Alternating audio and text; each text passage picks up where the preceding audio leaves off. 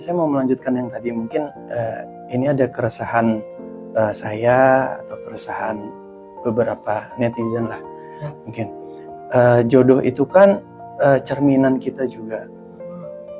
Perempuan baik untuk laki-laki baik, perempuan buruk untuk laki-laki yang buruk. Nah, tapi bagaimana kalau itu konsepnya adalah dijodohkan?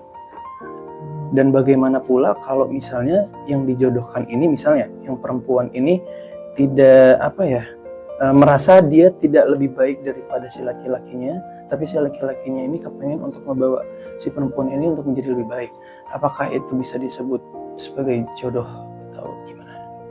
Ya, pertama konteks ayatnya itu sebetulnya bukan tentang ilmu ya. Jadi kita nggak bisa ngukur baik orang nggak baiknya seseorang itu dari ilmu agama, tuh bukan itu ukurannya. Karena ada orang yang ilmu agamanya itu luar biasa ya, dia ngerti Quran, ngerti hadis, tapi perilaku dan ketaatannya kebalikan dari ilmunya. Atau ada orang yang ilmunya justru dia kayak belum belajar banyak tentang Islam, tapi dia pengen memperbaiki diri. Dia pengen belajar, cuma memang masih basic banget lah gitu. Bahkan ngaji aja belum bisa misalnya. Jadi nggak bisa diukur seseorang itu baik dan nggak baik dalam agama tuh dari wawasan ilmu agamanya.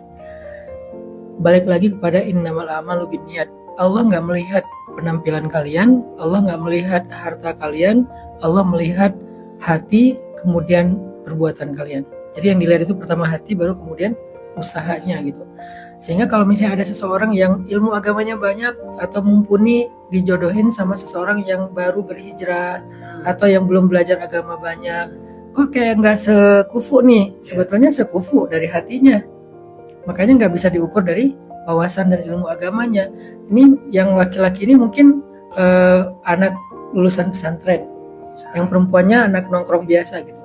Tapi anak yang perempuan ini punya niat baik, pengen belajar, pengen punya imam yang saleh yang bisa ngebimbing dia apapun masa lalunya. Tuh kan kata Nabi, orang yang sudah bertobat dari dosa kayak nggak pernah berbuat dosa kan. Jadi kayak jangan lihat masa lalunya, tapi lihat dia yang sekarang yang pengen memperbaiki diri. Udah saat itu juga mereka jadi sekufu gitu. Jadi nggak harus berputus asa kalau kayak kita ngerasa nggak pede gitu. Aku kayaknya orang biasa banget nih, banyak dosa. Mungkin nggak ya dapat orang baik-baik. Coba kalian perbaiki diri kalian, tobat dengan taubatan nasuha.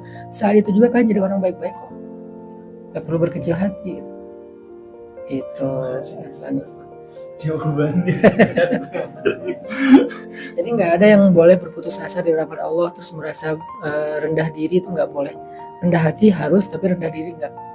Bahwa Allah memberikan kita kesempatan untuk mulia sama. Cuman bedanya yang satu udah belajar duluan, yang satu baru mau belajar. Tapi kan pada akhirnya nanti lihat endingnya kan.